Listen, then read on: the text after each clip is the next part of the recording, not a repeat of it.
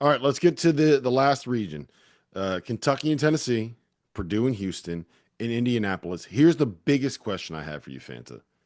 Will there be more blue or more black and gold in Lucas Oil Stadium? Now, just to be clear, it's not the court played in the middle. They're putting the court in the end zone the way that they do in like the Carrier Dome for Syracuse. So you're not going to have the full stadium open. I think it's going to be like 35,000 seats or something like that. So it'll Oh, be like in the one. It's not going to be the full thing. But I think we see more blue than black and gold. Is that a crazy take? yeah. Yeah, it is. I don't know, man. You think Kentucky fans are going to outnumber Purdue fans in their own state? Yeah, I do. Ooh, I do. this could get out there. I do. This could get out there on the platforms. Well, I let me do. tell you something, Purdue fans who Prove me showed up wrong. great, who showed Prove me up in wrong. waves to Arizona last year. They showed how terrific of a fan base they are. Hey, look, I'm not taking anything away from Purdue. Like those fans are dedicated, they're coordinated. Mackey Arena is probably my favorite place to watch a game. Like you have a big game, I want to see a big game in Mackey Arena. Like that is that might be the most intimidating home court that you are going to find because there's you've been there, fan. Like you have the students up on both behind both baskets and they're coordinated and they're loud and it's like this big cement bowl and the noise just stays there, right? There's nowhere for it to go and it's deafening. Love the Purdue fan base. I think Big Blue Nation, it's the first time they've been in the Sweet 16 since what, 2018, right? 2019. 2019, 6 years. Well, 6 years Kentucky remember, fans have been waiting for a chance to be able to get to the Final Four. don't sleep on the folks from Knoxville. Oh, I'm not. I'm not. That Not at they all. travel well too. The problem is Houston fans are going to be outmatched here, and Houston's not as much passion as those other fan bases. I'm just saying. In Hmm. 2003, Kelvin Sampson was the coach of number one seed Oklahoma when the Sooners lost to three seed Syracuse in the Elite Eight in Albany. In 2025, Kelvin Sampson has the one seed Houston Cougars against number four seed Purdue in the Sweet 16 in Indianapolis. He's been on the wrong end of this before. Been on the wrong end of this before. I am concerned. I think Houston, they were my pick to make it to the Final Four. I also thought they'd be beating Clemson in this game in my bracket. I was wrong. Clemson got walloped by McNeese State and looked like they saw a deer in headlights. Hmm. They looked like they were a deer in headlights. I think that this is a game, though, that Houston Not just a deer in headlights. They looked like a deer that was in a hunter's sights. See what I did there? See what I very did much there? so. See what I did there? Good job with the rhyming. We just all got smarter. We're all smarter from this pot. I think that's what happens when you spend 4 days in Las Vegas for the first weekend of the Yeah, tournament and take a red eye home. exactly. You It's good lose to your see you're mind. still alive. Right. It's good to see you're still alive. I think on paper, Rob, LJ Cryer, Emmanuel Sharp, Milo Shuzan.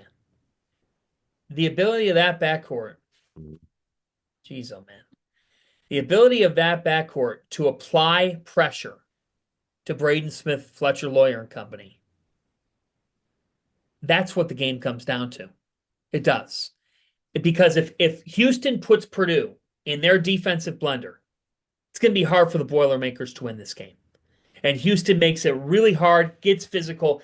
At some point, and Matt Painter's alluding to this, at some point, CJ Cox or Cam Heide are going to have to, Rob, knock down some complimentary shots for Mhm. Purdue to win this game.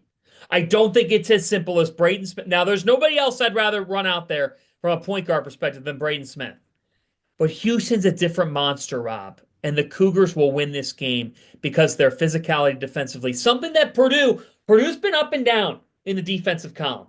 I don't know if they can match Houston's intensity level. I'm not sure who can, but you need Trey Kaufman-Renn to step up and outplay Jawan Roberts and JoJo Tugler. I just don't see it. I think Houston finds a way, even though it's a basically a road game. Houston wins this game, and then I am going with Tennessee to get redemption on Kentucky. I think the Ooh. Volunteers, who went 0-2 in the regular season, Zakai Ziegler, Chaz Lanier, and the Vols find a way. So the best news that I can give Purdue fans is that I am once again, for the third straight game, going to pick against the Boilermakers. Um, and it, I feel so bad, man. I feel like people think that I hate Purdue, and I don't hate Purdue. I love Purdue. I was Zach Edey's single biggest fan that did not wear black and gold. But this is the matchup, right? This is the matchup that you are worried about if you are a Purdue fan. You got a team that's physical, athletic, turns the ball over, switches. They're going to put and two on the ball on every ball screen that Braden Smith gets put in. You're going to have to deal with Jawan Roberts and JoJo Tugler and these really impactful big front court pieces. And I think this is where the end of the road for Purdue lies, which pretty much guarantees that Purdue is going to head to the Elite Eight, right? Because I can't get anything right about Purdue. I just pick against them and they end up winning, and I look really dumb. And I'm going to have to one day. I'm going to do something. I'm going to have to wear like Purdue stuff to the Final Four. So last night I had to wear a Florida shirt on the show when we talked about the Florida UConn segment, which was a lot of lost a bet there. So we'll see. Maybe one day I have to put on a Purdue shirt. And I think Kentucky gets it done again. I really do. I You got really, really you do. got to move it on. Do you Yeah, think it could just be a bad? It's been a bad matchup for Tennessee because what gives Tennessee problems? Multiple offensive shooting threats. yes. I think it's the multiple offensive shooting threats. I think it is the size that they had that Kentucky has in the backcourt can give Zakai Ziegler some problems.